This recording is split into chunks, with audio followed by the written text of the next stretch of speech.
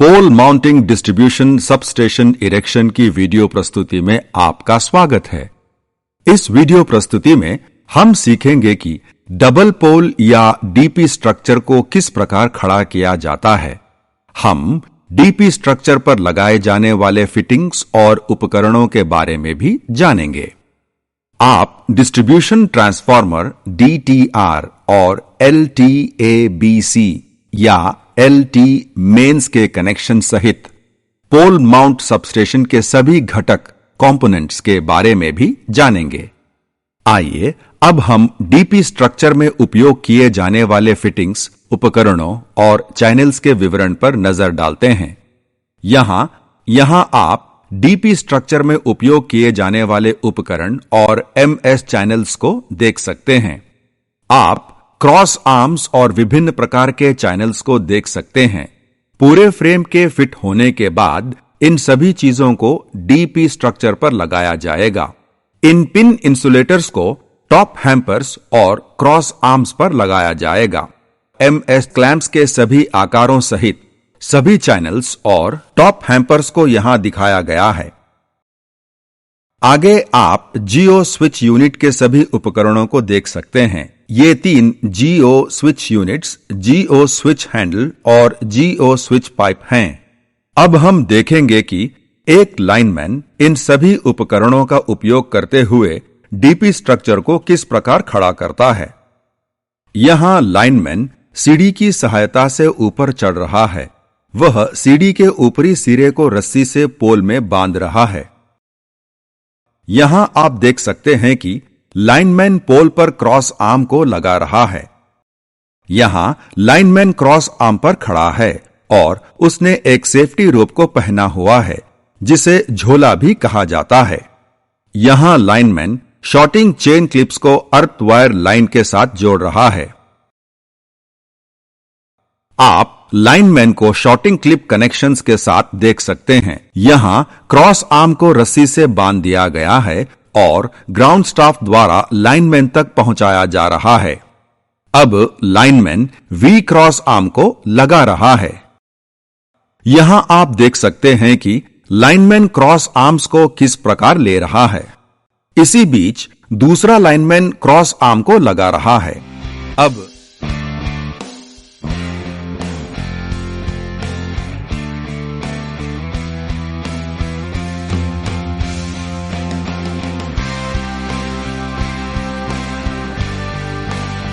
अब lineman full body harness के safety hooks को लाइन पर लगा रहा है।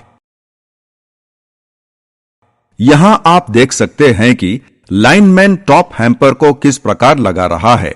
अब लाइनमैन पोल के ऊपरी भाग पर डी क्लैंप चैनल को लगा रहा है।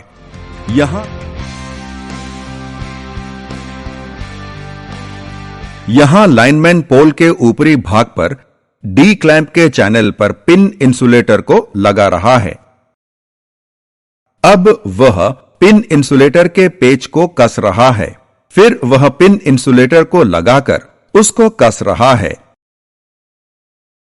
अब वह क्लैंप्स के उपयोग द्वारा पोल्स के बीच में MS एंगल को लगा रहा है। फिर वह क्लैंप्स के उपयोग द्वारा पोल्स के बीच में MS एंगल को कस रहा है। उसके बाद वह दूसरे पिन इंसुलेटर को लगा रहा है।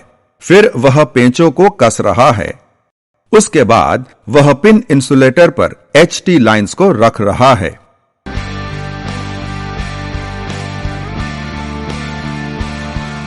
यहां लाइनमैन पिन इंसुलेटर के ग्रूव पर 10 SWG एल्यूमीनियम के तार से ओवरहेड लाइन को कस रहा है।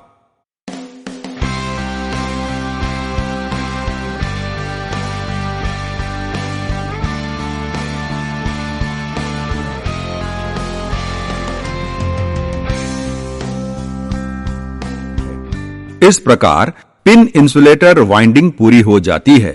जैसे कि आपने देखा, लाइनमैन पहले क्रॉस आर्म्स लगाता है ताकि वह अपने सेफ्टी बेल्ट्स के साथ आराम से खड़ा रह सके। फिर वे प्रत्येक पोल पर 3 पिन इंसुलेटर्स को लगाते हैं।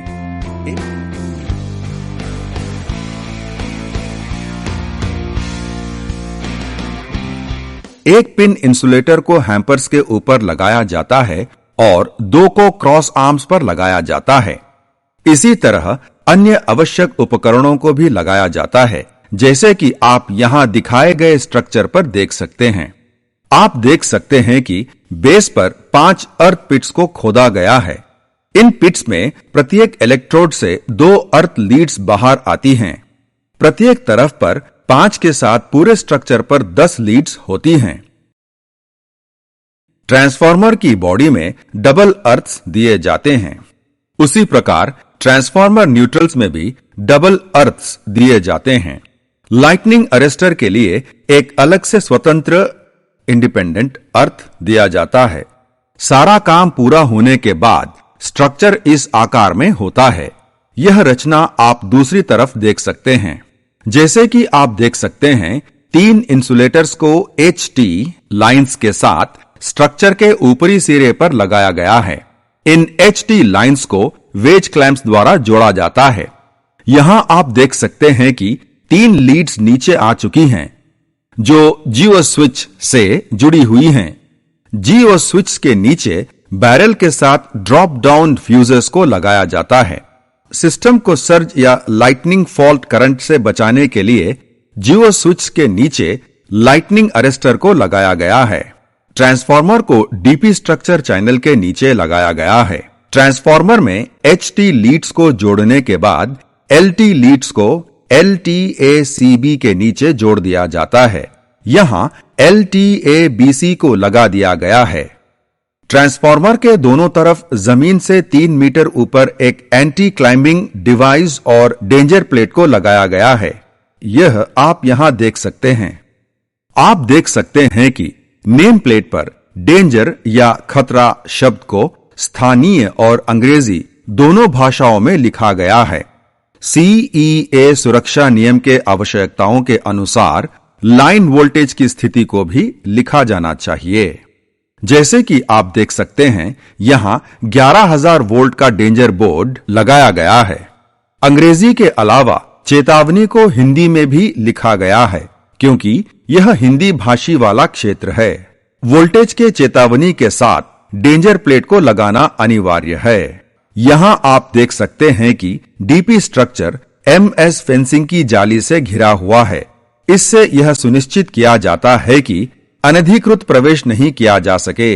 इस वीडियो प्रस्तुति में हमने पोल माउंटिंग डिस्ट्रीब्यूशन सबस्टेशन इरेक्शन को देखा।